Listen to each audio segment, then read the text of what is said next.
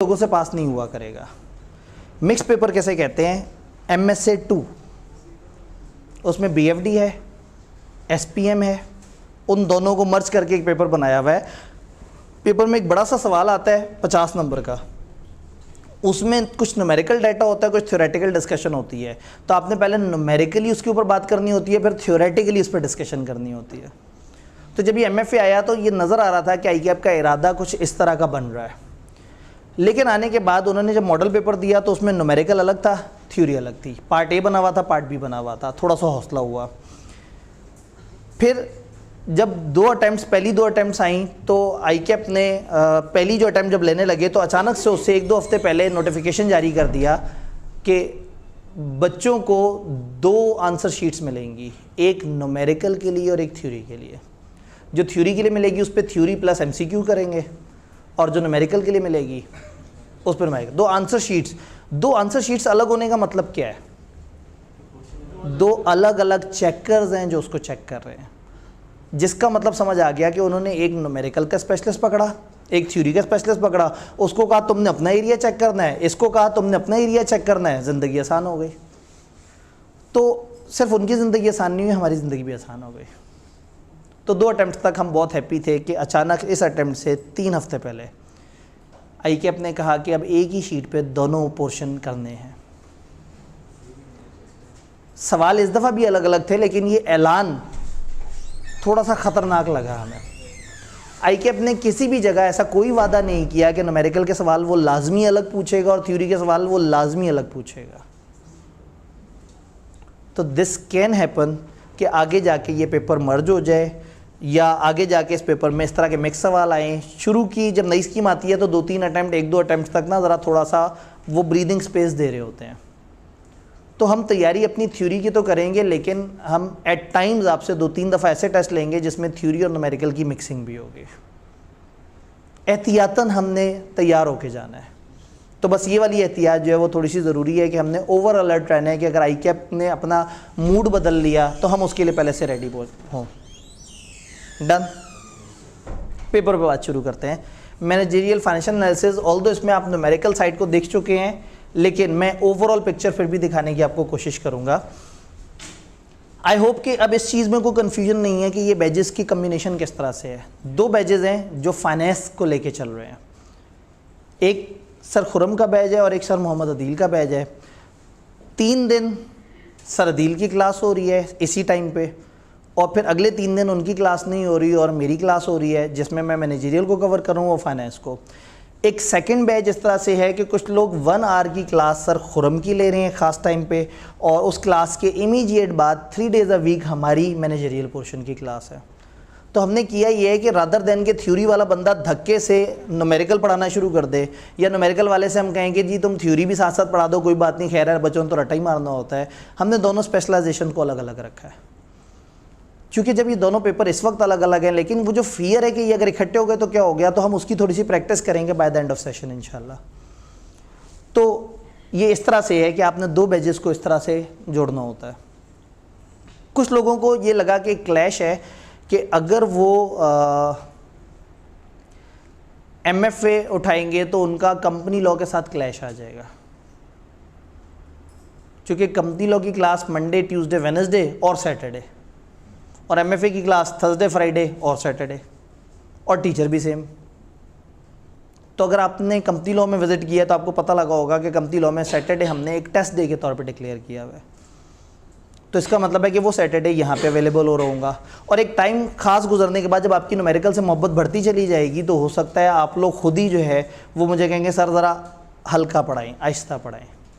हमारा सिलेबस बहुत ज़्यादा बड़ा नहीं है, और सिलेबस इस तरह से डिवाइड हुआ है कि 2-3 चैप्टर्स में आधे से ज़्यादा मैनेजरियल का पोर्शन है आउट ऑफ 9 चैप्टर्स। तो थोड़ा सा समझने की कोशिश करते हैं कि हमारा सिलेबस किस डायमेंशन में चल रहा है।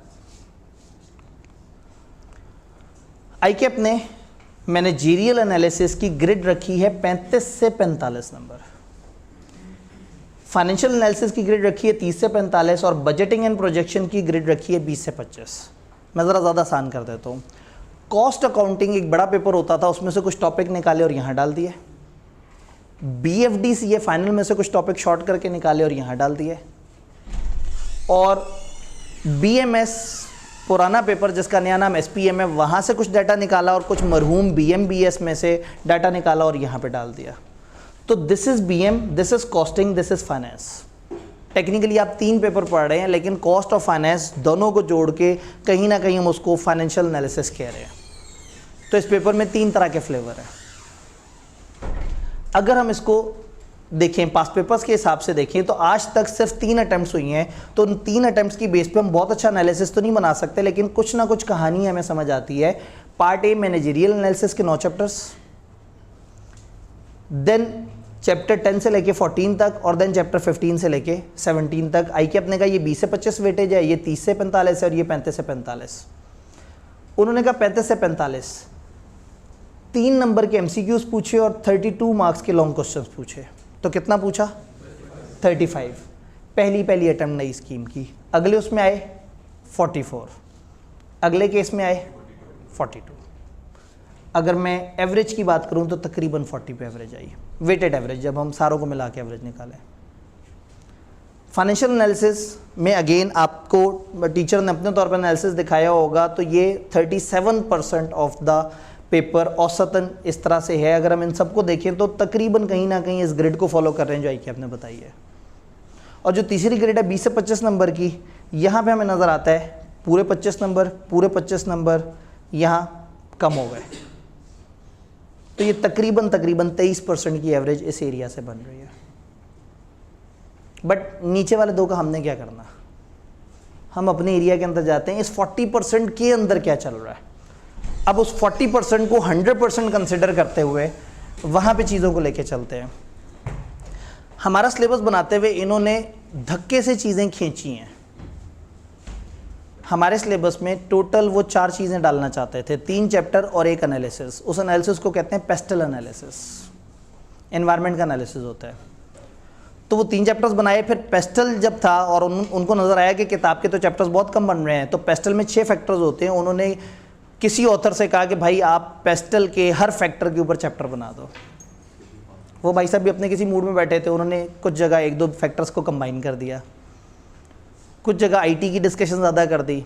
तो हुआ ये कि जब आईकेप की किताब फाइनल होके आई तो उसमें 5 चैप्टर पेस्टल के ऊपर थे और 3 चैप्टर उस एरिया पे थे जो कि इसका उनका मेन पर्पस था पेस्टल के अलावा। जब आईकेप ने ऐसे करके गिना 1 2 3 4 5 तो बने 8, और आगे के चैप्टर्स की गिनती वो 10 से शुरू कर चुके थे। तो एक बड़ा क्यूट सा चैप्टर निकाला, चैप्टर नंबर 6। इस चैप्टर में कुछ नहीं है। इस चैप्टर का नाम है practice questions of chapter 1 to 5। तो एक मतलब मजाकिया सा एक चैप्टर बनाया जिसमें समझाया भी कुछ नहीं। उस चैप्टर में कुछ कंटेंट नहीं है, सिर्फ 4 सवाल आई के अपनी स्टडी टेक्स्ट में डाले हुए हैं और उनके सोल्यूशन डाले हुए हैं कि जी अगर 5 चैप्टर से मिला के सवाल आए तो इस तरह के सवाल होंगे। ये किसी भी चैप्टर के एंड पे डाल सकते थे, लेकिन उन्होंने अपनी गिनती पूरी कर ली। तो अब हमारे एनालिसिस में हम भी उसमें, तो अब जब भी कोई ऐसा सवाल आता है जो एक से ज़्यादा चैप्टर्स को अट्रैक्ट कर रहा होता है, उसको हम कंबाइंड पेस्टल के सवाल में डाल देते हैं। तो ये 5 चैप्टर पेस्टल के, जहाँ से मिला के on average 29% of managerial area आ रहा है। पीछे जो परसेंटेज थी वो ओवरऑल थी, ये 40% था 100 में से। अब मैं इसको 100 मान रहा हूँ। अब उस 100% की आगे से क्या डिवीजन है, ये 5 चैप्टर्स की मिला के ऑन एवरेज 29%। पेस्टल कंबाइंड, एक अटेम्प्ट में एक ऐसा सवाल आया है जिसमें उन्होंने 5 चैप्टर्स का एक कंबाइंड सवाल पूछा, वो हमने यहाँ पे क्लासिफाई कर दिया। उसके अलावा असल में जो चैप्टर्स जो उन्होंने बनाने थे दैट वाज चैप्टर 7, 8 और 9। मैं हमेशा मानता हूँ कि चैप्टर 7 और 8 रूह है इस पेपर की। आईकेप जब ये पेपर बनाया और जब ये पहली दफ़ा सामने आया तो तब तक अटेम्प्ट नहीं आई थी। मैं उस वक्त से लोगों से कह रहा था कि चैप्टर 7 और 8 आप इसको बहुत अच्छी तरह से कर लें, क्योंकि SPM का जो निचोड़ है, जो उसमें सबसे काम की बात है, वो ये इन 2 चैप्टर्स में क्लासीफाई हुई है। इसको हम कहते हैं इंटरनल और एक्सटर्नल एनालिसिस, कंपटीशन का एनालिसिस और इंटरनल एनालिसिस। तो ये 2 चैप्टर अगर आप देखें तो 29% ऑफ द पेपर अकेले चैप्टर 7 से बना हुआ है औसतन। इस दफ़ा के इसमें 18 आउट ऑफ टोटल 32 चैप्टर 7 से आया था। इसमें 13 आउट ऑफ 40 चैप्टर इसमें से आया था। इस वाले में लॉन्ग क्वेश्चन नहीं, आपको शॉर्ट क्वेश्चन में नज़र आ जाता है। तो समहाउ ये 3 चैप्टर्स मिला के 63% ऑफ मैनेजरियल पोर्शन है। और अगर आप कॉस्ट अकाउंटिंग जानते हैं तो अगर 63% ऑफ मैनेजरियल पोर्शन और मैनेजरियल पोर्शन 40% है तो ये टोटल पेपर का कितने परसेंट हुआ? 40% का 63%, 24 तक पहुंच गए। आगे अब डेसिमल में जाना है। 25.78 25 लगा ले। 3 चैप्टर्स 1/4 ऑफ द पेपर है। तो ये 3 चैप्टर्स बहुत अच्छे तरीके से तैयार करने हैं, क्योंकि इन्होंने पेपर में आपको काफ़ी क्वेश्चन देना है। 7, 8 बड़े अहम हैं, 9 में से वो कहीं ना कहीं कभी छोटा कभी बड़ा सवाल इस तरह से बना रहे हैं। तो ये ओवरऑल हमारा पास पेपर एनालिसिस है। चैप्टर बाय चैप्टर डिस्कशन अभी आगे करते हैं। यहाँ तक बात समझ आ रही है? यहाँ तक बात समझ आ रही है? ये अगर 9 के 9 चैप्टर्स को वो करें तो पहले ही दिन एक चैप्टर मैं क्रॉस कर देता हूँ। हमने 9 में से एक चैप्टर कर लिया। ये चैप्टर है comprehensive examples of chapter 1 to 5। अब हमारे रह गए 8 चैप्टर्स। तो ओरिएंटेशन वाले दिन ही एक चैप्टर आपका खत्म हो गया। ये 5 पेस्टल के हैं और इसमें चैप्टर 4 काम का है, जिसमें आईटी की बातें हैं। यानी कि अगर इन चैप्टर से आप सवाल बनाने लगे, एग्जामिनर सवाल बनाने लगे और उसको कोई सीधा सीधा रट्टे टाइप का सवाल बनाना है, तो द ओनली चैप्टर जहां उसको लैंड करना चाहिए वो चैप्टर 4 है, आईटी। कि आईटी बेस्ड क्या सिस्टम है, आईटी के क्या रिस्क हैं, आईटी के ऊपर क्या कंट्रोल्स हैं, वो सारी की सारी चीज़ें यहाँ पे हमें आईटी में नज़र आती हैं।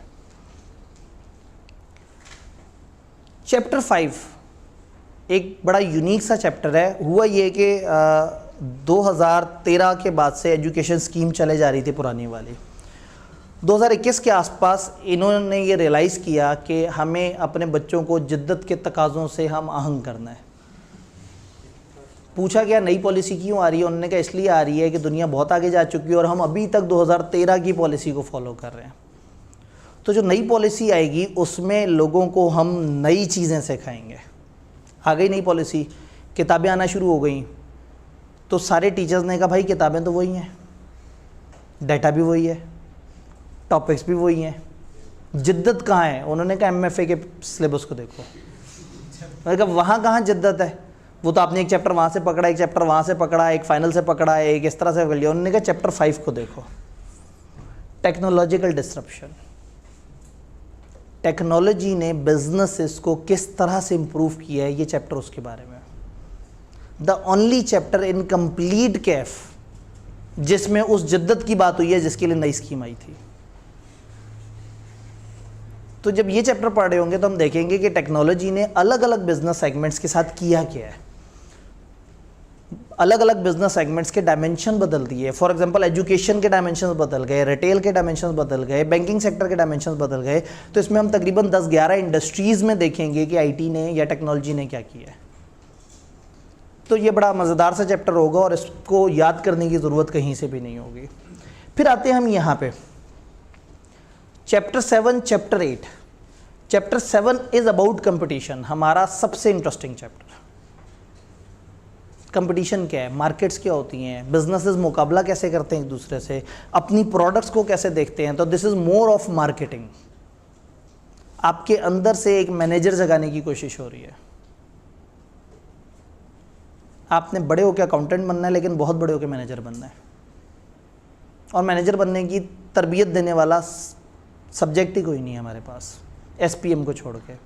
तो कैफ लेवल पे उन्हें शिद्दत से एहसास हो रहा था कि बीएमबीएस ख़त्म करने के बाद there should be some place जहाँ बिज़नेस में बिज़नेस की मैनेजमेंट किस तरह से की जाए उसके बारे में कुछ गाइडेंस होनी चाहिए। तो ये गिनती के 2 चैप्टर्स इसमें हमें हेल्प करते हैं। तो चूंकि ये 2 चैप्टर हमारे सिलेबस या हमारे सिलेबस के ऑब्जेक्टिव को बहुत अच्छा मीट करते हैं, तो at any given time we can assume कि इन 2 चैप्टर्स में से तो सवाल बन जाएंगे। एक से ना बना तो दूसरे से तगड़ा सवाल बन जाएगा।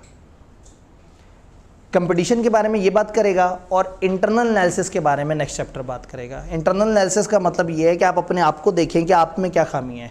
कंपटीशन है, आप बाहर की दुनिया को देखें वो क्या कर रहे हैं।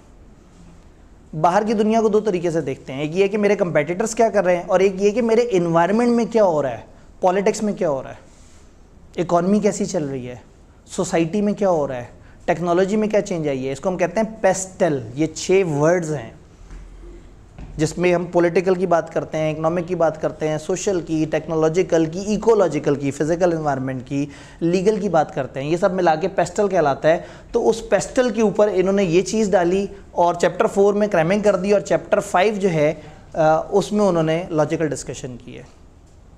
तो होगा ये कि हम लोगों ने बहुत ही ध्यान बड़े ही तरीके से चैप्टर 7, 8 और 9 को कवर करना है इंशाल्लाह।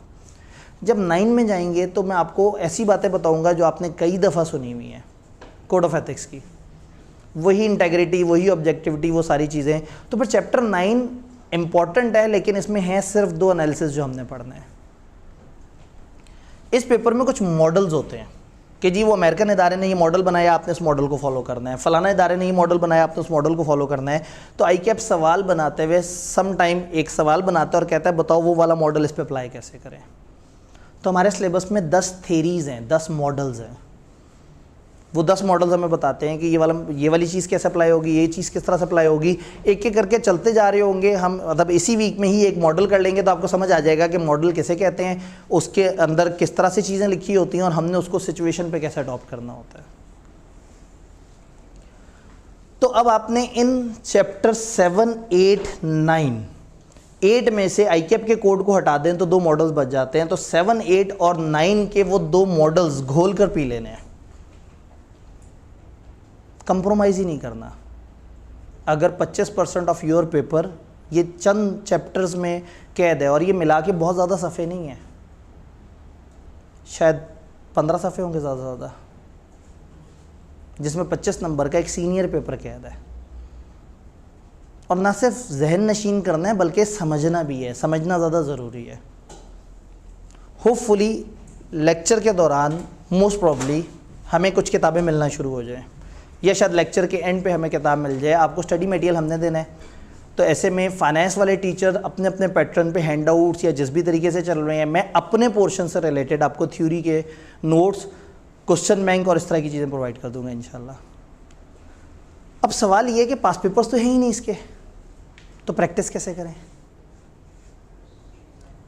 पास पेपर नहीं है ये एक नया टीचर कहेगा, जो बचपन से वो पुराने वाले BM, SPM और वो वाले पेपर पढ़ा रहा है जिसमें से टॉपिक निकले हैं, तो उसको पता है कि वहाँ के कौन कौन से सवाल यहाँ काम आ सकते हैं।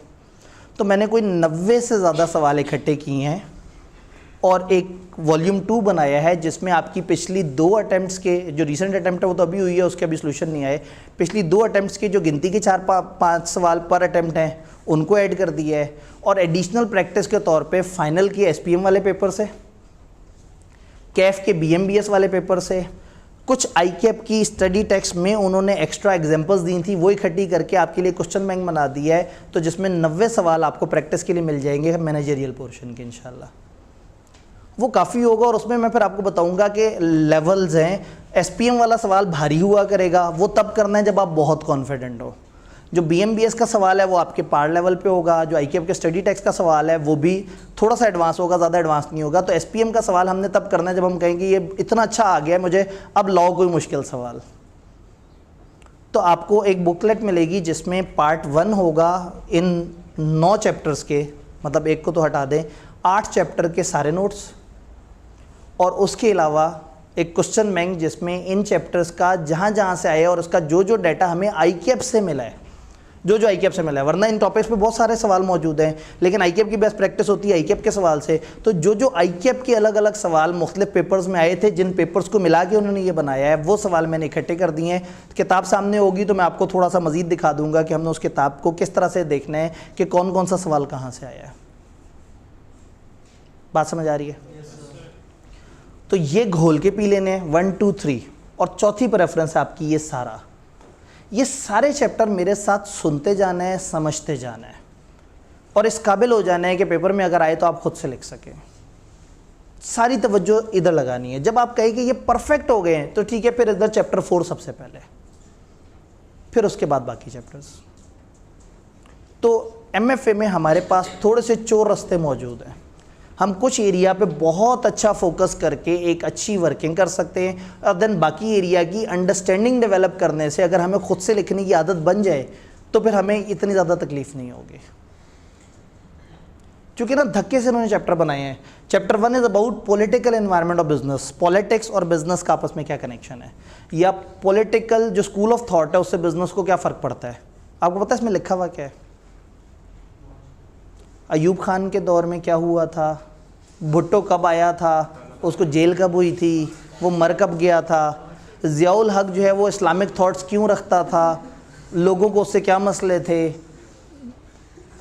पाकिस्तान बनते साथ ही शुरू के 6-7 साल जो है उसमें पाकिस्तान की गवर्नमेंट्स के साथ क्या होता रहा, बेनज़ीर भुट्टो और नवाज शरीफ में से ज़्यादा बुरा कौन था, इमरान खान ने पाकिस्तान को क्या नुकसान पहुंचाए, सारी चीज़ें। अब जब उनको भी बुरा कह दिया तो इधर भी मैंने फिर किसी एक को अच्छा कह देता तो गलत हो जाता ना, ठीक है। कोई भी वो जियाला पटवारी या जो है वो जो यूथ को सपोर्ट करता है उनमें से कोई भी जो है वो उठ के लड़ पड़ता।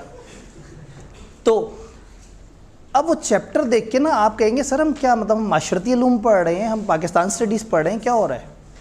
तो धक्के से बस इन्होंने किसी को कह दिया कि आपने किताब बनानी है और उसने भी उठा के पूरा का पूरा आर्टिकल किसी का लिखा हुआ छाप दिया कि ये पॉलिटिकल है। अब वो पॉलिटिकल है तो बिजनेस का उससे क्या लिंक है, वो एक सफ़े पे लिख दिया। तो इस तरह के मजाक हुए हैं अच्छे खासे, और उसमें फिर जो है वो मतलब ये पेपर इन्होंने बना तो दिया, सब्जेक्ट बना दिया, सफ़े इकट्ठे कर दिए हैं, लेकिन कम से कम देखने वाली नज़रों से समझ आता है कि असल में उन्होंने कहाँ से उठाने हैं सवाल। तो जो ज़्यादा फोकस एरिया है उस पर बहुत अच्छे तरीके से इंशाल्लाह हम तैयारी करेंगे, और जो कम फोकस एरिया है ऐसा नहीं है कि मैं वो पढ़ाऊँगा नहीं, मैं पढ़ाऊँगा, लेकिन आपने अपनी एनर्जीज़ उस वक्त उस पर नहीं लगानी। अब होता क्या है, शुरू में ना न्यूमेरिकल आहिस्ता आहिस्ता बिल्ड हो रहे होते हैं। अभी वो बेस बताएंगे, फिर आहिस्ता आहिस्ता उसको बताएंगे उसको इस्तेमाल कैसे करना है, फिर आहिस्ता आहिस्ता आहिस्ता टॉपिक में गर्मा गर्मी शुरू होती है, और फिर एक ऐसा टाइम आएगा कि न्यूमेरिकल में इतना कुछ चल रहा होगा कि आप कहेंगे सर ये MFA की क्लास बिला वजह आपने 3 दिन रखी है, ये 1 दिन भी बहुत है, हम तो न्यूमेरिकल से ही नहीं फ्री हो पाते। तो होगा ये कि मैं उस टाइम तक उन चैप्टर्स में जा चुका हूँगा इंशाल्लाह। हम रिवर्स चलेंगे, न्यूमेरिकल वाले अभी आहिस्ता आहिस्ता तेज़ी की तरफ आएंगे, हम तेज़ी से आहिस्ता आहिस्ता की तरफ जाएंगे। तो जिस वक्त वो सुकून में हम काम के चैप्टर्स अपने पढ़ रहे होंगे इंशाल्लाह, रिज़ल्ट आने के बाद, ईद के बाद आहिस्ता आहिस्ता हम इस तरफ फ़्लो हो जाएंगे। फिर वो फ़्लो इस तरह से होगा कि क्लास होगी, उसमें जनरल डिस्कशन हो रही होगी, बातें हो रही होंगी, मैं आपको समझा रहा हूँगा, लेकिन किसी भी दिन मैं एक्सपेक्ट नहीं करूँगा कि घर जाके अब आपने लाजमी याद किया हो, पढ़ा हो, मैं अगले दिन एक्सपेक्ट करूँ कि आप पढ़ के आए हैं। लेकिन इन 3 चैप्टर्स में मैं हमेशा एक्सपेक्ट करूँगा कि आप डेली पढ़ के आए हैं, और मैं अगले दिन आपसे रिकैप लेने की कोशिश करूँगा इंशाल्लाह। डन। तो हमारा फोकस ये है कि 63% ऑफ द पेपर पे हमने एक अच्छा उस टाइम पे अटैक करना है जब आप मूड में बैठे हैं, जब आप कह रहे हैं कि अब सब्जेक्ट शुरू हुआ है तो मज़ा आएगा। आई होप कि आपको भी उतना ही मज़ा एक्सपेक्ट कर रहे हैं जितना किताब देखेंगे तो थोड़ा सा और ईजी हो जाएंगे। को 65 सफ़े के नोट्स में अगर सारा समअप हुआ वो मैनेजरियल का, अच्छा जब एक चैप्टर माइनस हुआ तो मेरा भी दिल ख़राब हुआ कि 9 में से अब 8 चैप्टर्स।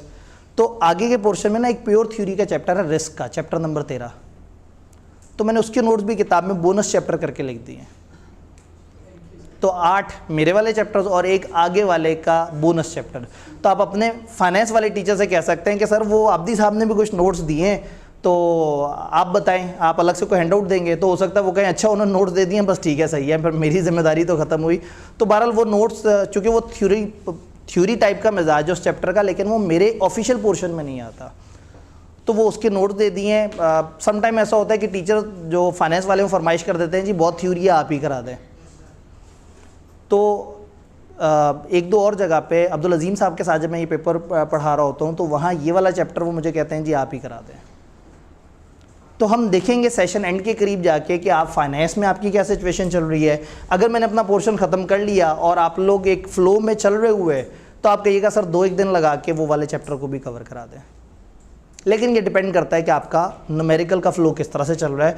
हो सकता है आपका जो न्यूमेरिकल के टीचर है वो कहे कि नहीं पहले मैं इस चैप्टर से बेस बनाऊंगा और फिर मैं आगे इसके ऊपर बातें करूंगा। ये समझ आया? यानी अगर मैं ओवरऑल मैप देखने की कोशिश करूं सिलेबस की, तो सिलेबस में 3 बातें हैं। एक्सटर्नल एनालिसिस, एक बिजनेस ने बाहर की दुनिया को एनालाइज करना है। इंटरनल एनालिसिस, अपने आप को एनालाइज करना है वो कहाँ पे खड़े हैं, और एथिक्स को फॉलो करना है। एथिक्स चैप्टर नंबर 9 में कवर हो रहे हैं, इंटरनल एनालिसिस चैप्टर 8 में है, और जो बाहर की दुनिया का एनालिसिस है उसमें एक पेस्टल होता है और एक कंपटीशन होता है। कंपटीशन चैप्टर 7 में मौजूद है और पेस्टल चैप्टर 1 से 5 में मौजूद है।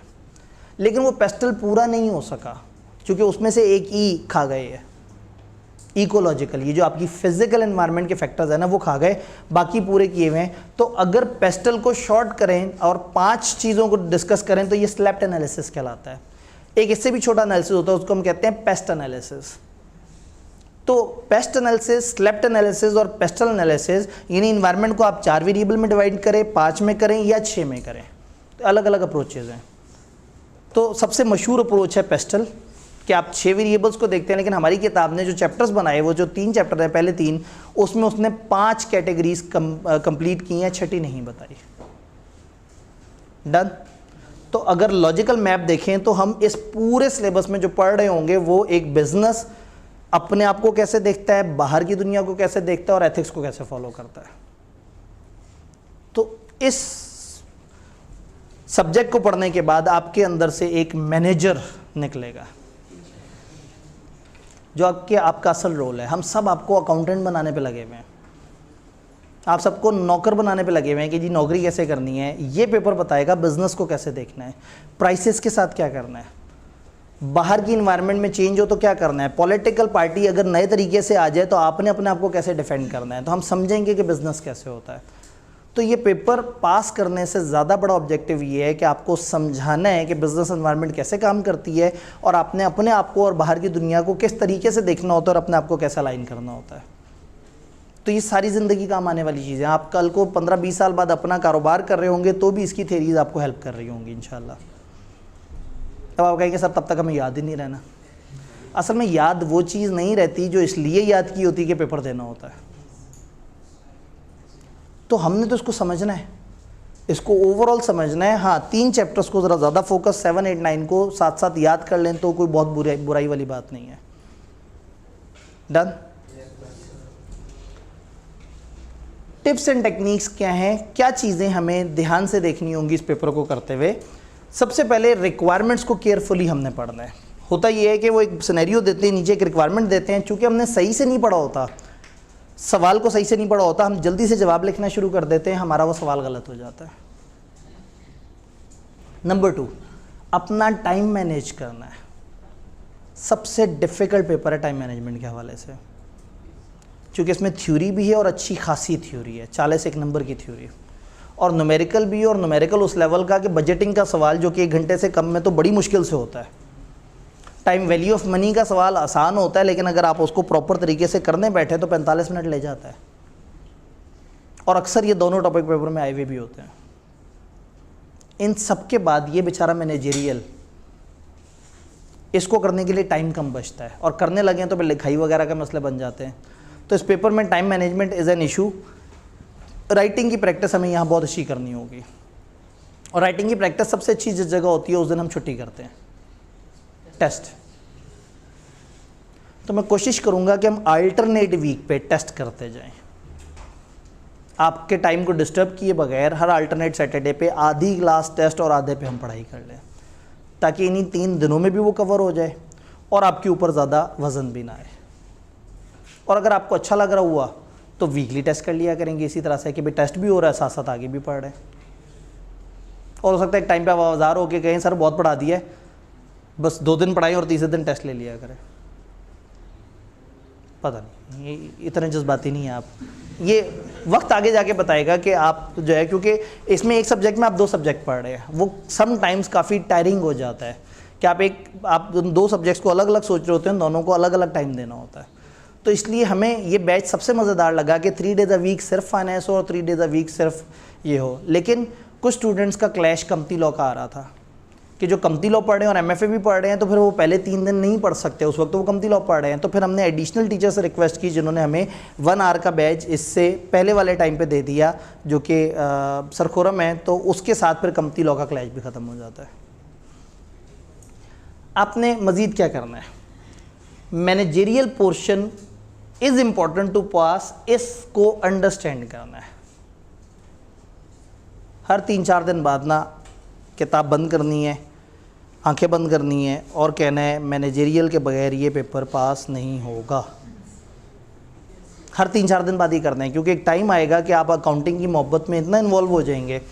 अब वो बड़ा ना मुझे तन्हा तन्हा सा फील होता है। मैं सर अब्दुल अजीम हम एक ग्रुप में होते हैं, अब बच्चों ने फाइनेंस भी पढ़ना होता है और थ्योरी भी पढ़नी होती है। अब मैं हर दिन जाके ढूंढ रहा होता हूँ कि कोई मेरे से भी सवाल पूछ रहा हो, कहीं तो कोई वो सारे के सारे बच्चे जो है ना फाइनेंस पे लगे हुए होते हैं, फाइनेंस की सवाल चल रहे होते हैं, क्योंकि उनको वही चीज़ मज़ा दे रही होती है कि सवाल करते जा रहे हैं, सवाल करते जा रहे हैं। तो उधर बड़ा तन्हा तन्हा सा फील होता है। तो कहने का मतलब है कि ओवरऑल लोगों का मिजाज ये होता है कि वो आहिस्ता आहिस्ता न्यूमेरिकल की तरफ शिफ्ट होते चले जाते हैं। तो इससे पहले कि आपके जहन में इस तरह के ख्याल आए, मैं कम से कम काम के पोर्शन गुजार चुका हूँगा, फिर आप अगर शिफ्ट हो भी गए तो मुझे ज़्यादा दुख नहीं होगा। डन। कुछ और बातें, चूँकि आज इसकी पहली क्लास है तो हमने नहीं रियलाइज़ किया यहाँ एक घड़ी मिसिंग है। ठीक है, मेरे पास मार्जिन है। तो ये बहुत इंपॉर्टेंट बात है कि managerial portion is important to pass, इस बात को जहन में रखना ज़रूरी है। डन। ये वैसे मज़ेदार कमरा है, लाइटिंग भी ठीक है, एलईडी भी मज़ेदार सी है, इस पे लाइट्स की बहुत ज़्यादा वो तो नहीं आ रही। असल में लॉ और ऑडिट जो है ना वो इस चक्कर में नीचे वो की है कि उसमें अच्छी खासी एनरोलमेंट थी, लेकिन बच्चे ही नहीं आ रहे। तो मैं सोच रहा हूँ हफ्ते तक अगर इसी तरह के मसलों मसाइल हैं तो इसी कमरे में भर लेते हैं। अगर इन बेंचों पे इनकी असल कैपेसिटी के हिसाब से लोग बैठे हैं तो तकरीबन इसकी कैपेसिटी नीचे वाले कमरे के करीब करीब की है, लेकिन ये थोड़ा एक्स्ट्रा डेंस हो जाएगा कम जगह में। जब ज़्यादा लोग जो है, चूँकि बेंच जो है ना ये कम जगह घेरते हैं। कुर्सियाँ वो आपने देखा, कुर्सियाँ भी जहाज़ी किस्म की कुर्सी है। अच्छा, कुर्सी बैठे हुए भी साथ वाली कुर्सी साथ भी नहीं रखती, वो नीचे से भी वो ऐसे करके थोड़ी साइड पे बाहर निकली हुई है, तो वो कुर्सियाँ भी ज़रा ज़्यादा बड़ी हैं, तो वो जगह भी ज़्यादा घेरती हैं। लेकिन देखते हैं अभी एक आध हफ्ते तक क्या ट्रेंड चलता है। अगर लोग उसी तरह से कम ही आ रहे हैं तो इस कमरे में ले आते हैं, ना माइक की ज़रूरत। आगे चल के हो सकता है चलो माइक वगैरह भी हो जाए, लेकिन इसमें जो है ना वो हर यूज़र आँखों के सामने है और उजाले में। तो मुझे ये कमरा पर्सनली काफ़ी पसंद है। मुझे तो इतना पसंद था मैं आगे भी एक लेन लगाने लगा था। मुझे बड़ी मुश्किल से कैंपस डायरेक्टर साहब ने रोका, उन्होंने कहा बस बहुत हो गया है, ये नहीं, अब इतनी कमर्शलिज्म नहीं करनी कि बच्चे भरने हैं हमने। तो उन्होंने तो बहरहाल किसी भी वक्त इस कमरे में अगर ज़्यादा लोड हुआ तो मैं चुपके से किसी वक्त जो है ना आगे बेंच डाल दूँगा। अगर बच्चे ज़्यादा आएँ तो वो बेचारे खड़े ना होना पड़े उन्हें। जो देर से आएगा वो आगे वाले बेंचों पे ऐसे करके, वो नहीं, वो जो सिनेमा में सबसे आखिरी वाली सीट होती है, तो वो शॉर्टकट्स यूज़ करने हैं, स्ट्रक्चर्ड अप्रोच यूज़ करनी है। शायद ही ज़िंदगी में आपने पहली दफ़ा मुझे किसी ओरिएंटेशन में ये कहते सुना हो कि शॉर्टकट यूज़ करना है। मेरी ओरिएंटेशन की एक स्लाइड में एक लाइन लाजमी लिखी होती है कि शॉर्टकट्स नहीं लगाने, क्योंकि वो पेपर इतने शॉर्ट होते हैं। वो बेचारा बिजनेस लॉ है ही क्या, सी लॉ बेचारा कितना मस्कीन सा पेपर है। 12 चैप्टर है, उसमें भी लोग शॉर्टकट लगाना शुरू करते हैं। 12 चैप्टर 100 नंबर के लिए, और ऊपर से हर चैप्टर तकरीबन इस तरह से है कि तकरीबन बराबर है। यहाँ पे एक अप्रोच है कि समझ आ रहा है कि किसी जगह पे उन्होंने ज़रा ज़्यादा थॉरली डिस्कशन की है, कुछ जगह उन्होंने जनरल बातों को खींचा है, नज़र आ रहा है कि उन्होंने सिर्फ खींचा है।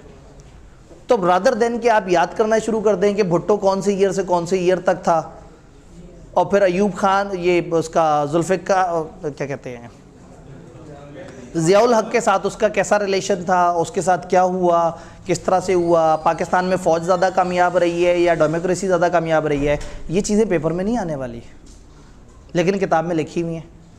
तो एग्जामिनर भी जब सवाल बनाने बैठता होगा और किताब देखता होगा तो एक दफ़ा शर्मा जाता होगा, फिर वो सोचता होगा किताब को साइड पे करते हैं, मैं जो इस पेपर का मेयार है, जो इस पेपर की डिमांड है, मैं उस तरह का सवाल बनाऊँ।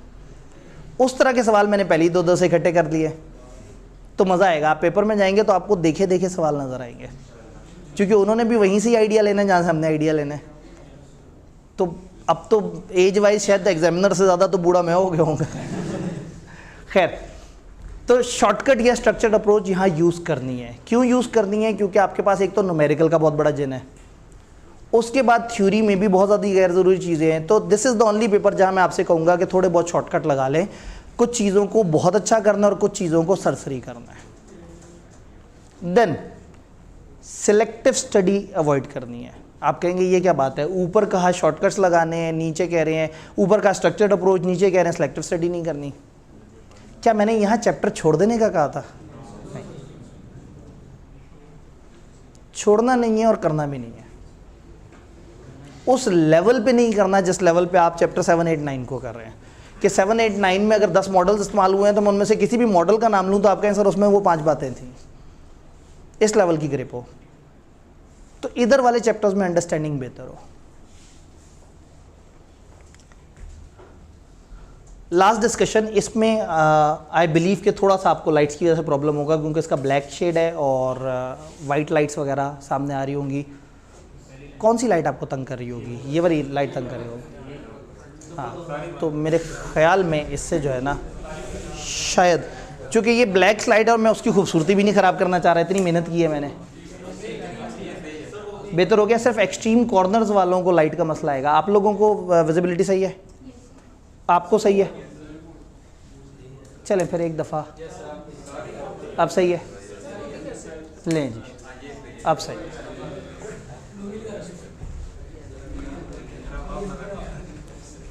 सवाल किस किस तरह के एक्सपेक्टेड है?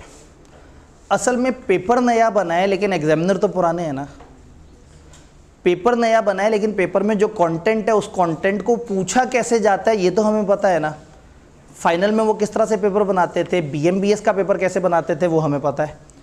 तो जब हमें पता है और हमने एक टाइम लगाया है ICAP के साथ तो वाई नॉट कि हम आपको भी बता दें।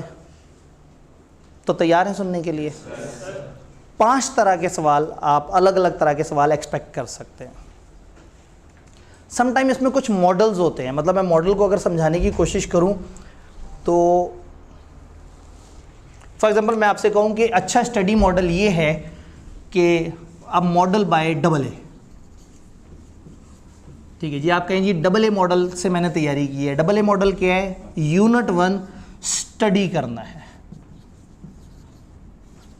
यूनिट 2 राइट करना है, यूनिट 3 रिटेन करना है और यूनिट 4 पास पेपर करने हैं। अगेन चूंकि भी आपने बिजनेस मॉडल नहीं पढ़े हुए तो मैं समझाने के लिए कह रहा हूं कि फॉर एग्जांपल एक स्टडी मॉडल आपको बताया गया हो कि जी आतिफ आब्दी साहब ने 4 नुकाती एजेंडा पेश किया है। वो कहते हैं कि अच्छा स्टूडेंट वो है जो स्टेप 1 स्टडी करता है, स्टेप 2 राइट करता है, स्टेप 3 रिटेन करता है और स्टेप 4 पास पेपर करता है। अब आपसे एक सवाल ये आ सकता है कि बताओ आब्दी साहब का मॉडल क्या है? आप रटा लिख देंगे। और सवाल यूँ भी आ सकता है कि काशिफ एक होनहार बच्चा है लेकिन काशिफ जो है वो चीज़ें पढ़ता बहुत अच्छी है लेकिन वो लिखना भूल जाता है।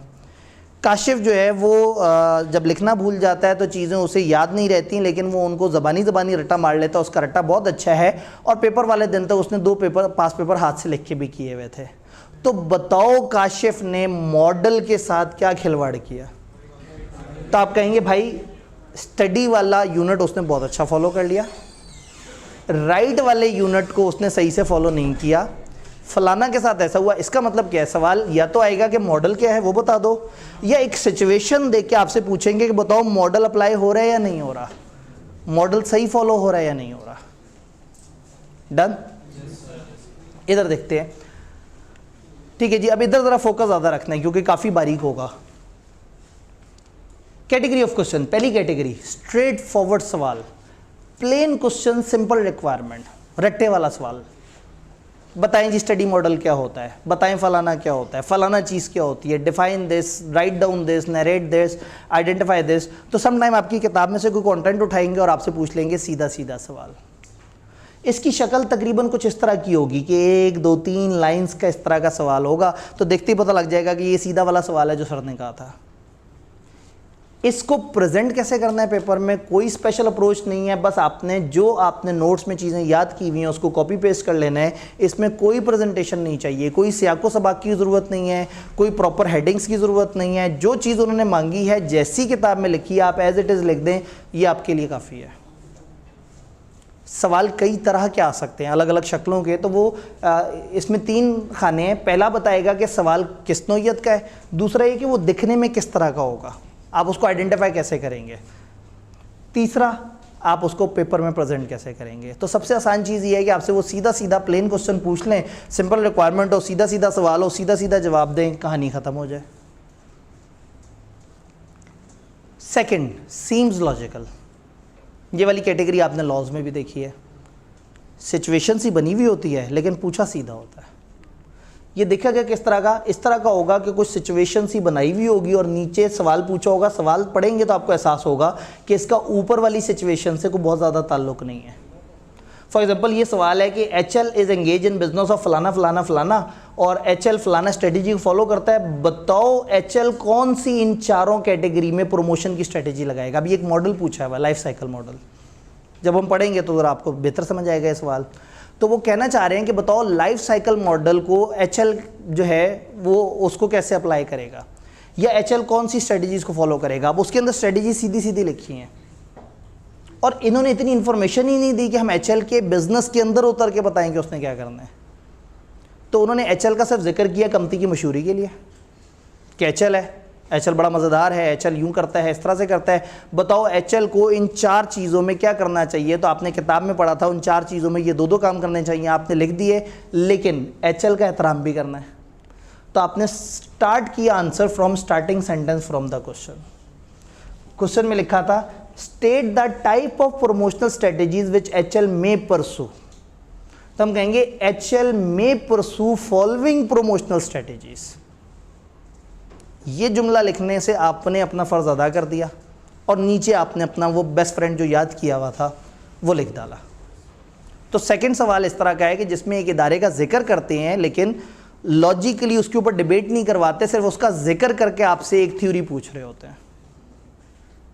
तो आपने भी उसी का जिक्र करके वो थ्योरी बता देनी होती है। ऊपर सीधी सीधी थ्योरी पूछी थी, आपने सीधा सीधा जवाब दे दिया। डन। तीसरा, identify elements of model.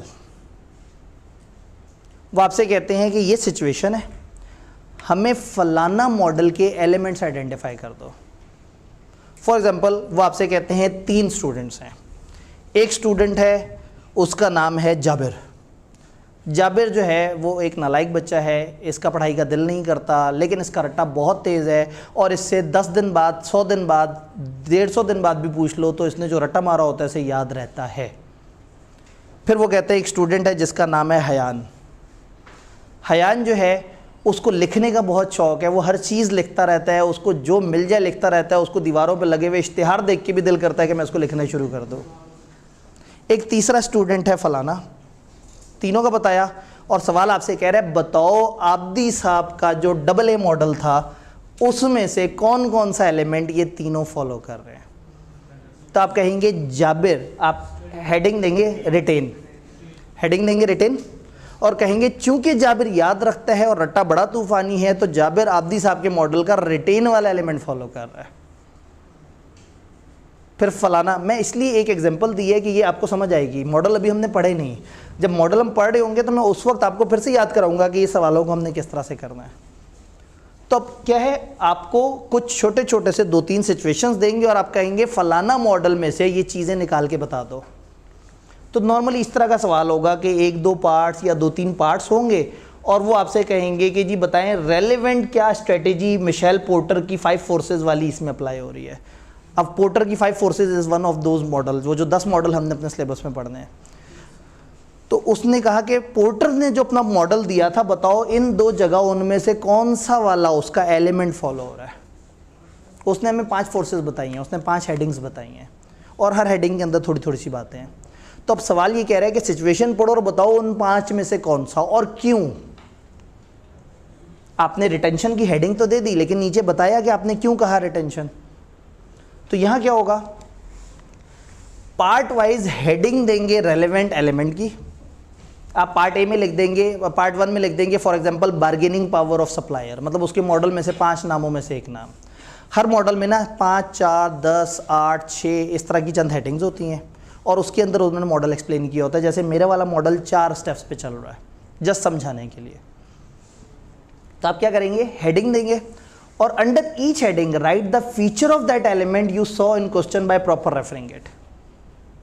Heading दी और हेडिंग के नीचे उस मॉडल के जो फीचर्स आपको नज़र आए कि रिटेंशन के फीचर थे कि रट्टा मारना आता हो, जहन में रहता हो, याददाश्त अच्छी हो, तो आप कहेंगे चूँकि बच्चे की याददाश्त अच्छी है, चूँकि ये हर 10 दिन बाद रट्टा मारता है, देयरफॉर ये रिटेंशन है। बात समझ रहे? जी, इसमें इस तरह के सवाल में एक पॉइंट में 2-3 पॉइंट नहीं होंगे। इस तरह का सवाल होता ही ये है कि वो आपसे देखना चाहते हैं कि आपको मॉडल की वो 5 बातों में से समझ है कि इस सिचुएशन में कौन सी वाली बात अप्लाई हो रही है, तो कोई एक इसमें अप्लाई हो रही होती है। वो जो एक से ज़्यादा वाला है वो अगली कैटेगरी है। इस कैटेगरी में आपने सिचुएशन में से एक फीचर उठा के बताना होता है कि ये वाला मॉडल का ये एलिमेंट, ये वाला एलिमेंट यहाँ रेलेवेंट है। यानी ये सवाल ही ये है कि आपको 2-3 छोटी छोटी सिचुएशन दे दी और कहा उस वाले मॉडल का कौन सा एलिमेंट इन सिचुएशन में नज़र आ रहा है। आप कहेंगे ये नज़र आ रहा है, फिर कहते हैं क्यों, तो नीचे रीज़न में आप बताएंगे सवाल में से ही सेंटेंसेस पिक करके। जी, मॉडल का मिसिंग एलिमेंट MCQ में दिया जा सकता है। MCQ में ये सवाल आ सकता है कि बताओ इन 4 में से कौन सा उस मॉडल का एलिमेंट नहीं है, या मॉडल में एलिमेंट हो 4, इधर भी 4 दे दें और 4 में से गायब कर दें, तो कहीं बताओ कौन सा वाला एलिमेंट उसका मिस हो रहा है। तो अगेन MCQs में भी आ सकता है। MCQs हमारे रेलेवेंट एरिया में अगर आप देखें तो बड़े कम से ही हैं। 3 नंबर, 3 नंबर, 5.5 नंबर, 15 नंबर के इसमें MCQ आ जाते हैं। असूलन ज़रूरत बनती नहीं है, इस पहले ही इस पेपर में इतना कुछ था, इसमें MCQ डाल के इन्होंने अपने आप को ही फंसाया है। तो MCQ कुछ 1 नंबर के होते हैं, कुछ 1.5 नंबर के होते हैं, तो पूरे 15 नहीं होते ज़्यादातर। लें जी, हम यहाँ तक पहुँचे थे, बात समझ आई? आपने पार्ट हेडिंग देनी है पार्ट वाइज, और हर हेडिंग के नीचे आपने सवाल में से चंद फीचर्स उठा के लिख देने हैं कि ये ऐसे ऐसे था। चूँकि अभी मैंने कोई मॉडल नहीं पढ़ा हुआ तो मैं मॉडल के कॉन्टेक्स्ट में डिस्कशन नहीं कर सकता, तो मैंने एक रैंडम मॉडल खुद ही से बना के आपको दिखा दिया। 5वां सवाल जो देखने में सबसे ख़तरनाक है और करने में सबसे आसान है, फुल मॉडल।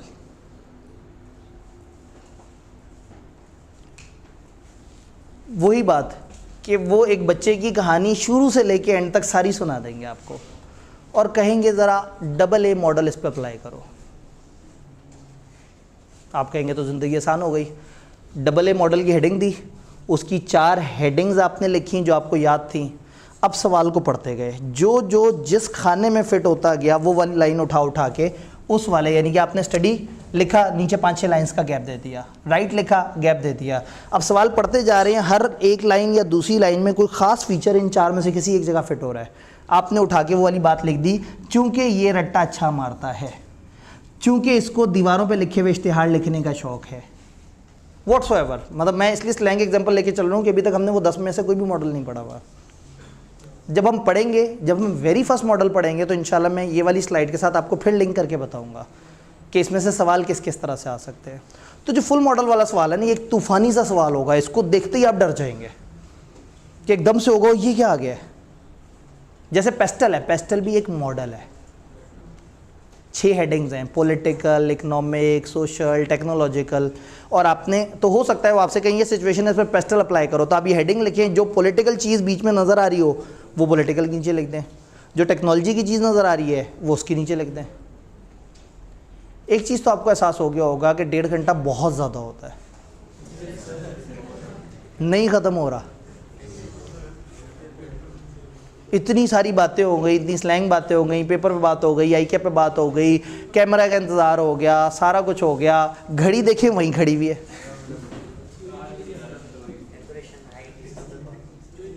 हाईटी शाइटी पे भी बातें हो गई, कैंपस के मसलों मसाइल पे बातें हो गई, ऑनलाइन क्लास की क्वालिटी इस वक्त हल्की है उस पर बात हो गई, सारी बातें हो गई। तो सोचें जब हम 1.5 घंटे सिर्फ पढ़ रहे होंगे तो कितना मज़ा आएगा। नहीं, इतनी जल्दी 2 दिन पे नहीं जाना। जब न्यूमेरिकल वाले तेज़ हों तो उस वक्त हम देखेंगे कि हमारी कवरेज कहाँ पे है। उस वक्त मतलब अल्टरनेट वीक पे हम टेस्ट ले रहे होंगे तो हो सकता है आप कहेंगे सर हर हफ्ते टेस्ट ले लें ताकि हम एक दिन छुट्टी कर सकें। क्योंकि टेस्ट वाला दिन तो आप छुट्टी के तौर पर मनाते हैं। अब वो मामले ख़त्म हो गए, अब आप ग्रुप बी में आ गए हैं। ये ग्रुप ए के शुगर मुगल होते थे, टेस्ट वाले दिन छुट्टी कर लो कोई फ़र्क नहीं पड़ता। अब ग्रुप बी में राइटिंग बहुत इंपॉर्टेंट है, राइटिंग चाहिए। ग्रुप बी के मैच्योर पेपर्स हैं। यहाँ कंपनी लॉ छोटा सिलेबस होने के बावजूद भी हाँ मैच्योर पेपर है, लिखना अच्छा आना चाहिए। ये चीज़ समझ आई। एक इस तरह का डरावना सा सवाल होगा, ये सवाल देखते ही पहले घबरा जाना है, फिर कहना है यस, क्योंकि बाकी सारे बच्चे सवाल को देख के हालत ख़राब हो जाएगी उनकी। और आपको मैंने बताया हुआ है कि सबसे आसान होता है। ओए ये बेचारा जो है ना, एक और मसला, HDMI 1 लैपटॉप की चार्जिंग तो नहीं ख़त्म हो गई कहीं? इसके साथ कोई चार्जर नहीं लगा हुआ तो दया कुछ तो गड़बड़ है। वाह, हम एक टॉपिक पढ़ेंगे रिसोर्सेज और कैपेबिलिटी। रिसोर्सेज होता है आपके पास रिसोर्सेज नहीं है, कैपेबिलिटी होता है आप रिसोर्स इस्तेमाल नहीं कर पाए। तो तार भी मौजूद थी, लैपटॉप भी मौजूद था, बिजली भी मौजूद थी, लेकिन हम उसको आपस में कनेक्ट नहीं कर पाए। तो सम टाइम बिजनेस रिसोर्सेज की कमी की वजह से मार नहीं खाते, रिसोर्स को अप्लाई करने की कैपेसिटी की वजह से मार खाते हैं। मुझे तो लग रहा है आज इतना टाइम है कि हम एक छोटा सा टॉपिक भी कर सकते हैं, बहुत ही छोटा सा, बिल्कुल चुन्ना मुन्ना सा। ठीक है जी। तो यहाँ एक भयानक सा सवाल नज़र आया था आपको, उस तरह का एक हैवी सा सिनेरियो आपको नज़र आएगा। इसको कैसे करना है? इसको करना सबसे आसान है। सबसे पहले आपने मॉडल की हेडिंग देनी है, उसके सारे फीचर्स 5, 6, 4 जितने भी हैं उनकी हेडिंग देनी है, सबके नीचे 5-5, 6-6 लाइनें छोड़ देनी है, और बस टांग पे टांग रख के अब सिनेरियो को पढ़ना शुरू कर देना, और बड़ा ईजी होके जो जो लाइन जहाँ जहाँ फिट हो रही है लिखते चले जाना है जी। लास्ट वाला जो टाइप ऑफ क्वेश्चन था, इसमें जनरली ओपन एंडेड ही होते हैं, तो उसकी वजह से जो स्टूडेंट अप्लाई करता है वो स्टूडेंट टू स्टूडेंट वेरी नहीं करता है। स्टूडेंट टू स्टूडेंट वेरी करेगा, लेकिन असल में ओपन एंडेड अब नहीं है। कुछ ऐसे सवाल हो सकते हैं जो ओपन एंडेड हो, लेकिन जहां एक मॉडल, फॉर एग्जांपल बच्चे का रट्टे का मसला है या पास पेपर करने का मसला है, ये सवाल पढ़ के आप पहुंच सकते हैं। तो अगर एक मॉडल आपसे कहता है ना ये 5 बातें, तो पांचों बातें 5 अलग टॉपिक्स को डिस्कस कर रही होती हैं। तो एक सिचुएशन में अगर आपने मॉडल समझा हुआ है, अगर समझा हुआ है, खाली रटा नहीं, अगर समझा हुआ है, तो सवाल देख के पता लग जाता है ये पॉलिटिक्स की बात हो रही है, ये टेक्नोलॉजी की बात हो रही है, ये लॉ की बात हो रही है, तो आप उसको रेलिवेंट जगह पे फिट करते रहते हैं। ठीक है, हो सकता है कि एक चीज़ एक से ज़्यादा स्टेप्स में जा रही है, आप उसको दोनों जगह के नीचे लिख दें। तो इसके सवाल देखने में ख़तरनाक लग सकते हैं, लेकिन असल में इतने ख़तरनाक नहीं होते। लें जी, हम अपनी कितनी मेहनत की है भाई ने, आपको पता है सारी एनिमेशन खुद डालनी है, टीम सपोर्ट नहीं करती। असल में जब ये हुआ ना कि इस LED पे आना है, तो वो इसको फिर डायमेंशन चेंज की, इसको इस रेजोल्यूशन पे लेके गया कि क्लास में ज़रा मैक्सिमम डिस्प्ले बेहतर हो। तो ये फुल सिनेरियो है। फुल सिनेरियो में क्या करना है? कुछ नहीं करना। हेडिंग्स ऑफ ऑल एलिमेंट सबसे पहले लिख देना है। Under each heading write the feature of that element you saw in question by proper referring it. जो जो उससे रिलेटेड आपने इन्फॉर्मेशन सवाल में देखी, बस वो उठा उठा के लिखते रहें। अपनी इंग्लिश की भी ज़रूरत नहीं है। वहाँ जो जुमला लिखा होगा उसे पकड़ के थोड़ा सा सीधा कर दिया और कई दफ़ा उसी तरह से जुमला नीचे लिख दिया, तो उन्हें पता लग जाएगा कि ठीक है, इसने सवाल में से ये चीज़ सही आइडेंटिफाई की है कि ये इस वाले एलिमेंट को डील कर रही है। अब ये बात थोड़ी सी अभी हवा में हो रही है, क्योंकि अभी तक हमने कोई प्रॉपर मॉडल नहीं पढ़ा। मेरे पास एक ही मॉडल इस वक्त आपको बताने के लिए, जो मैंने एक स्लैंग सा मॉडल फिलहाल आपको समझाने के लिए बनाया। 5वां सवाल बिल्कुल नीचे करके, जनरल क्वेश्चन, यानी there can be any question जो अचानक से आ जाए कि पाकिस्तान में बढ़ते हुए अफराते ज़र के ऊपर आप का क्या ख्याल है। तो मतलब एनीथिंग कैन हैपन, कहीं से भी सिलेबस के किसी भी एरिया के आसपास से गुजरते हुए किसी भी चीज़ पे आपसे कुछ भी तबसरा करवा ले, तो उसका कोई फॉर्मेट नहीं है। बस आपने सेल्फ राइटिंग करनी है, लेकिन मशवरा ये है कि स्मॉल बुलेट्स में करनी है। बुलेट्स छोटी होनी चाहिए। जब छोटी छोटी बुलेट्स में लिखेंगे ना, तो आपकी इंग्लिश पकड़ी नहीं जाएगी। अगर बड़े बड़े पैराग्राफ लिख दिए तो फिर पकड़े जाएंगे कि बच्चे को नहीं आती। तो बस ये एक वो है। तो ये 5वां डिस्कस करने की ज़रूरत नहीं। 5वें का मतलब है कि ज़रूरी नहीं कि हमेशा इन 4 तरह का सवाल आए। सम टाइम कोई भी अनोखा सा सवाल अचानक से आ सकता है, जो कि आपने उस वक्त ही बैठ के खुद ही से सोच के लिखना होगा। बट ऐसा बड़ा कम होगा, क्योंकि उनके पास ऑलरेडी इतने मॉडल्स मौजूद हैं। 10 मॉडल्स में से तकरीबन हर पेपर में अब तक जो हुए हैं कम से कम 2 मॉडल तो हर पेपर में अप्लाई हुए हैं। तो एक बात हमें समझ आ गई है कि पेपर का मिजाज क्या है और किस तरह से लोग बैग पैक करते नज़र आ रहे हैं। क्या टाइम बहुत ज़्यादा आगे हो गया जी? हाँ ऐसा भी हो सकता है। ठीक है, बैग पे रख दें। ठीक है, तो वहाँ पे कोई होगा जो नोट कर रहा होगा। ठीक है, इंतज़ामिया ने हमें बताया, मैं ज़रा एक दफ़ा देख लूँ हमारे पास मार्जिन है ना, मार्जिन बड़ा है, बहुत टाइम रहता है। तो ये अभी इंतज़ामिया वाले किताबें ला के पीछे रख देंगे और ख़ुद भी बैठ जाएंगे। क्लास ख़त्म होने के बाद आपने इंतहाई नज़्म व ज़ब्त का मुज़ाहरा करते हुए उनके पास जाके उनको कहना है कि ये मेरा CRN है, वो आपका CRN नोट करेंगे, शीट में मैच करेंगे कि कौन से वाले आप स्टूडेंट हैं, आपको किताब दे देंगे और आप किताब लेके क्लास से जा सकेंगे। किताब जो है एक ही किताब में, दोनों वॉल्यूम एक ही किताब में है ना, एक किताब में ही दोनों वॉल्यूम है। शुरू में कुछ सफ़े पे नोट्स हैं, फिर एक सेपरेटर लगा हुआ है, फिर वॉल्यूम 2 है। वॉल्यूम 1 इज़ ऑल अबाउट सिर्फ नोट्स, सारे नोट्स एक जगह इकट्ठे कर दिए, और वॉल्यूम 2 इज़ अबाउट वो क्वेश्चन बैंक जिसमें हमारे अपने रेलेवेंट MFA के तो मुश्किल से 8-10 सवाल है, लेकिन अलग अलग exam of same ICAP body, वो और ICAP के स्टडी टेक्स्ट में कुछ एक्स्ट्रा एग्जांपल्स वो सारी इकट्ठी करके आपको एक प्रैक्टिस बैंक बना दिया है। तो कुछ चैप्टर्स की प्रैक्टिस बहुत मिलेगी आपको, जैसे चैप्टर 7, 8, 9 की प्रैक्टिस ज़्यादा मिलेगी और वही मकसद है। तो 1, 2, 3, 4, 5 की प्रैक्टिस ना होने के बराबर मिलेगी, क्योंकि वो उस BMBS के अंदर भी ये गैर ज़रूरी पोर्शन हुआ करता था, उस SPM के अंदर भी ये गैर ज़रूरी पोर्शन है। तो यहाँ पे भी वही मिजाज इनका है कि ये इधर भी बहुत ज़्यादा ज़रूरी नहीं है। जनरल वाली बात समझ आई जी? ये स्लाइड व्हाट्सएप पे भी शेयर हो जाएगी, इसकी शाम में PDF जो है वो आप लोगों के पास पहुंच जाएगी।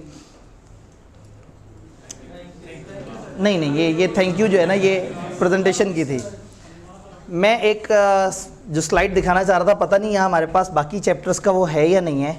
बड़ी प्यारी सी स्लाइड बनी हुई है, लेकिन कोई बात नहीं, उसकी खूबसूरती से ज़्यादा इंपॉर्टेंट है कि मैं यहाँ खुद से लिख लूँ। एक छोटा सा कॉन्सेप्ट जो MFA शुरू करने से पहले हमें पता होना चाहिए, एक अप्रोच जिसका बार बार जगह जगह जिक्र आता है, दैट इज प्राइस लीडरशिप,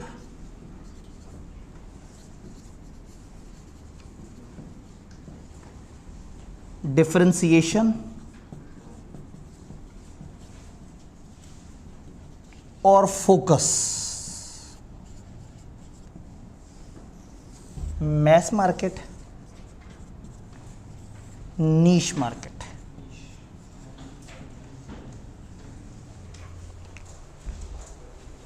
बस सिर्फ इतनी सी डिस्कशन करते हैं। तो थैंक यू वाली स्लाइड सामने सजा देते हैं ताकि आप ऑफेंडेड सा फील ना करेंगे, लेक्चर ख़त्म होने के करीब नहीं पहुंचा। बिजनेसेस जब मार्केट में compete करते हैं ना, तो 3 अप्रोचेज़ होती हैं उनकी कंपटीशन की। 3 बड़ी कॉमन अप्रोचेज़ हैं कंपटीशन की। मैस मार्केट में अगर आपने compete करना है, फॉर एग्जांपल 2 कंपनी हैं, या फ़र्ज़ करें 10 कंपनियां 10 की 10 सर्फ़ बनाती हैं और पूरा पाकिस्तान हर महीने सर्फ़ ख़रीदता है, और ज़्यादातर जो सर्फ़ हैं फॉर एग्ज़ाम्पल वो 200 रुपए के होते हैं। एक कंपनी ने अचानक से बाजी ले जानी है, अचानक से मैदान लूट लेना है, अचानक से लूट मचा देनी है, अचानक से बहुत ज़्यादा कस्टमर्स को अपनी तरफ खींचना है, क्या करे? प्राइस कम कर दे। बड़ी सबसे कॉमन जो स्ट्रेटजी जहन में आती है, प्राइस कम कर दे। तो अगर वो प्राइस 20 रुपये या 10 रुपये भी कम कर दे, तो वो अचानक से मैस मार्केट में बड़ी ज़बरदस्त लीडरशिप में आ जाएंगे। तो मैस मार्केट की एक अप्रोच, ये लफ्ज़ आपको बीच में कहीं नज़र आए कि हम प्राइस लीडरशिप की तरफ चले जाएं, तो इसका मतलब ये है कि आप अपनी प्राइस को कंट्रोल करें, आप अपनी कॉस्ट को कंट्रोल करें। जब आपकी कॉस्ट और प्राइस कंट्रोल हो जाएगी, then you would be in a position कि आप अपनी पसंद की प्राइसेस पे चल सकेंगे। आप वो रेट देंगे जिस रेट पे लोग आपकी तरफ भागे चले आएंगे। तो एक अप्रोच है प्राइस लीडरशिप। अगर आपने मैस मार्केट में मुकाबला करना है तो अपनी कॉस्ट कम कर लें, जिससे आपको सेलिंग प्राइस कम करने का मार्जिन आ जाए आपके पास। एक ये अप्रोच है। दूसरी अप्रोच है, आप कहें क्या मतलब प्राइस क्यों कम करें, हम तो बढ़ाएंगे प्राइस। कैसा हो सकता है कि आप प्राइस भी बढ़ा दें और लोग फिर भी आप ही की चीज़ ले रहे हो? डिफरेंशिएशन दे दें, आप क्वालिटी में खेल जाएं, आप अपनी प्रोडक्ट के फीचर ही मुनफरिद कर दें। सबका मुकाबला चल रहा है कि वो मिल्क पैक बेच रहे हैं और आप मिल्क पाउच बेचना शुरू कर दें कि जी ये मिल्क पाउच क्या है जी, इसको टीयर करना आसान है, इसको यूज़ करना आसान है, इसको रखना आसान है, और उसकी कीमत 10 रुपये ज़्यादा कर दें। इवन देन लोग सबसे ज़्यादा वो चीज़ खरीदेंगे जो डिफरेंशिएटेड है। सब के सब मिल्क बेच रहे हैं और आप बोन स्ट्रॉन्ग करने वाला मिल्क बेच रहे हैं। डिफरेंशिएटेड हो गया ना कि ये मिल्क जो है वो बोन्स को स्ट्रॉन्ग करता है, और आपने टारगेट कर लिया लोगों को कि ठीक है, उनको ये समझ आए कि जी ये वाला जो है मिल्क ये बोन्स को स्ट्रॉन्ग करता है। ये जी नेस्ले बुनियाद है बच्चों के बढ़ते हुए जहन की नशोनुमा के लिए। अब बेचारे पाउडर ने कितना को नशोनुमा कर देनी है, ठीक है, लेकिन तो सम टाइम आप प्राइस पे नहीं खेलते, फीचर्स पे खेल जाते हैं। आप अपनी प्रोडक्ट को बाकियों से डिफरेंशिएटेड करते हैं। सब सर्फ वाले आपस में लड़ाई कर रहे हैं, आप अचानक से टीवी पे ऐड चलाएं कि देखें जी ये नया दौर है, क्या सर्फ के झंझट में हाथ गंदे करने, ये लिक्विड उठाया, ऐसे करके डिप किया, 2 कतरे वॉशिंग मशीन में गए, सारे कपड़े धुल गए। लोग कहेंगे यार ये बड़ी कोई अनोखी चीज़ आई है। सब के सब AC बना बना के बेच रहे हैं, लड़ रहे हैं, आपने इन्वर्टर दे दिया। डिफरेंशिएशन। तो मैस मार्केट में compete करने का दूसरा तरीका ये है कि आप डिफरेंशिएटेड प्रोडक्ट दे देते हैं, आप मार्केट से ही बिल्कुल डिफरेंट हो जाते हैं, आप अपनी प्रोडक्ट की कैटेगरी ही बदल देते हैं।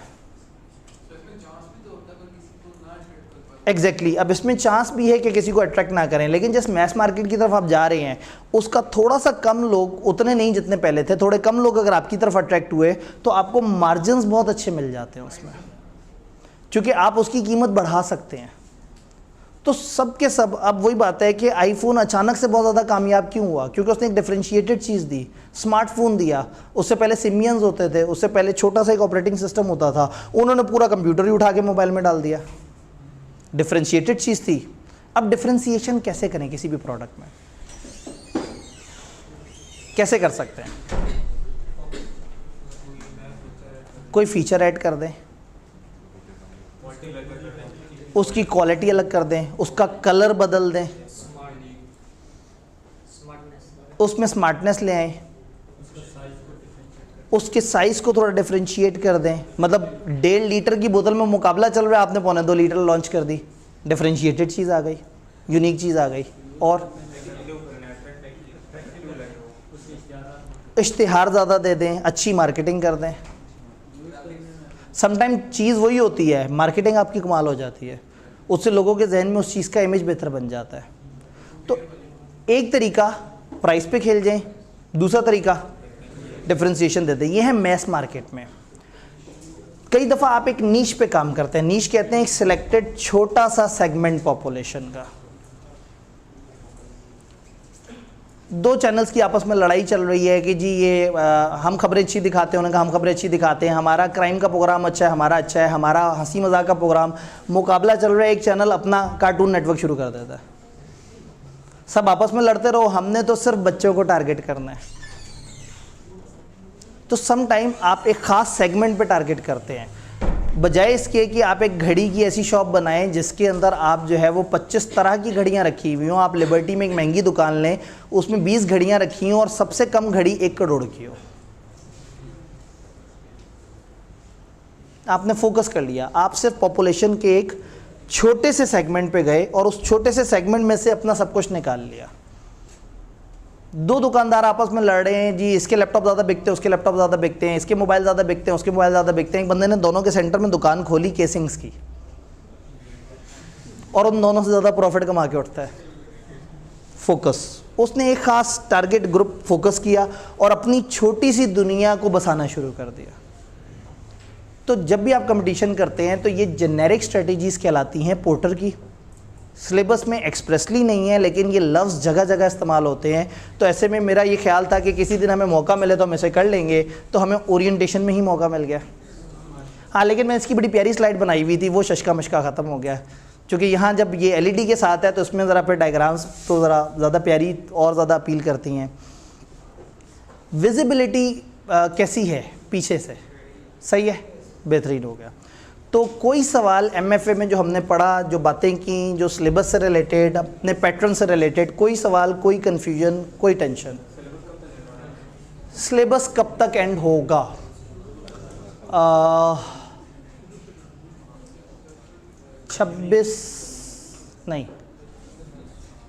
25 जून को या 9 जुलाई को, डिपेंड करता है ईद के थोड़े बहुत आगे पीछे होने से। ये मैं अपने पोर्शन की बात कर रहा हूँ, मैं अपने पोर्शन के लिए जवाब दूँ ना, तो आप रेलेवेंट सवाल रेलेवेंट टीचर से पूछे। जी जी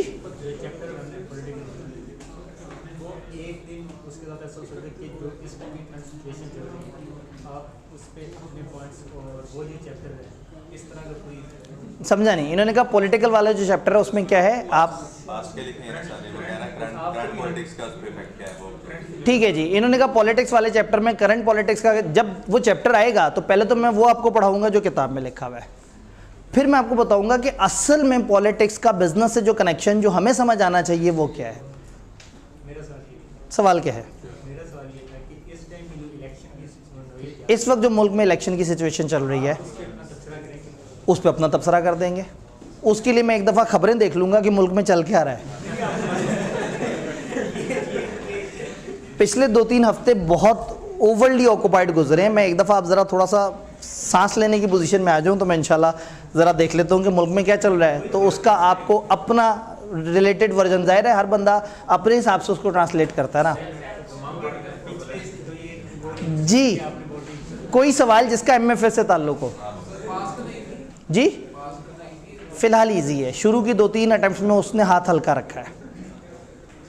अगर आपने 1.5 साल पहले मेरे से सवाल पूछा होता तो मैं आपसे कहता कि शुरू की 2-3 अटैम्प्ट्स हल्की होती हैं, लेकिन आज वो 2-3 अटैम्प्ट्स गुजर चुकी हैं, तो इसलिए थोड़ा सा पेपर का लेवल अब थोड़ा सा अपलिफ्ट होगा।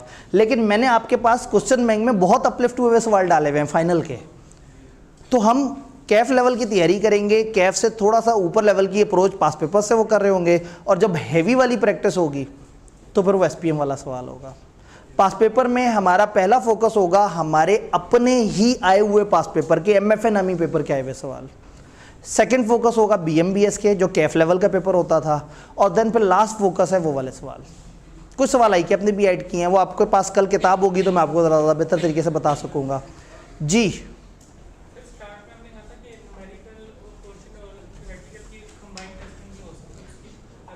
जी, शुरू में मैंने कहा न्यूमेरिकल और थ्योरेटिकल की कंबाइंड टेस्टिंग हो सकती है। हमें शुरू में ये फियर था, 2-3 अटैम्प्ट्स में ऐसा नहीं हुआ, और शुरू की 1-2 अटैम्प्ट्स में तो आई कि अपने आंसर शीट भी अलग अलग करवा दी, लेकिन अब उन्होंने आंसर शीट दोबारा एक करवा दी है, जिससे दोबारा अब हमें डर लगना शुरू हो गया। तो 100% हम नहीं कह सकते कि पेपर में मिक्सिंग होगी या नहीं होगी, लेकिन मैं एहतियातन आप लोगों को 3-4 मिक्स सवालों की प्रैक्टिस ज़रूर करवाना चाहूँगा। एहतियातन मैं कुछ चीज़ें थोड़ा सा ज़रा अपने खौफ की वजह से कि भाई क्या अचानक से ट्विस्ट कर दे तो ऐसा ना हो कि आपके एक्सपीरियंस से बाद में आने वालों को पता लगे कि क्या हो रहा है, तो वाई नॉट कि हम थोड़ा सा ओवर तैयार होकर चला जाएं। तो वो उस वक्त हम कर रहे होंगे जब क्लास में सिर्फ अच्छे बच्चे रह गए होंगे, जब गंदे बच्चे भाग चुके होंगे ना, और अच्छे बच्चे जो आखिरी दिन तक सारी बातें सुन रहे होंगे, उनके साथ हम वो सेशन कर लेंगे इंशाल्लाह। जी, तो 1.5 घंटा कितना तकलीफ़ होगी। चलें, आपके लिए गुड न्यूज़ ये है कि हर 3 दिन में से एक दिन फ्राइडे का है, जिसमें 15-1 मिनट का आपको क्वेश्चन मिल जाया करेगा। यानी कि कल आने वाला जो दिन है फ्राइडे, तो हर फ्राइडे हमें 15-1 मिनट आप मुझे कम झेल रहे होंगे। तो कल हम 2:15 बजे शुरू कर लेंगे, तो उससे ये है कि आपका दरमियान में एक दिन जो है थोड़ा सा लाइट हो जाएगा, तो उससे आपको तकलीफ़ कम होगी। तो 2:15 बजे फ्राइडे वाली क्लास, बाकी क्लासें हमारी इंशाल्लाह ताला 2 बजे। तो कल से हम अपने चैप्टर 7 का बाकायदा आगाज़ करेंगे। यहाँ इंतज़ामिया वाले बैठे हुए हैं। अच्छा, दरवाजे पे तो आप खड़े हुए हैं, तो बच्चे तो आपसे टकरा रहे होंगे। ये सामने जो बैठने वाली जगह है, अगर आप वहाँ बैठे हुए होंगे तो सामने वाली जगह ईजी है। ठीक है जी, तो अब आप लोगों ने जो है वो एक एक करके जो है वो निकलते निकलते अपनी अपनी किताब ले लेनी है, किताब घर जाके रखनी है और उसको देख के मोटिवेट होना है। अगर आपको ज़्यादा मोटी लगे तो आपने दरमियान में देखना, एक सेपरेटर लगा होगा, उससे पीछे पीछे देखना है, तो उससे पीछे पीछे नोट्स हैं और आगे क्वेश्चन बैंक है। सबसे पहले जी, सबसे पहले ख़वातीन जो है वो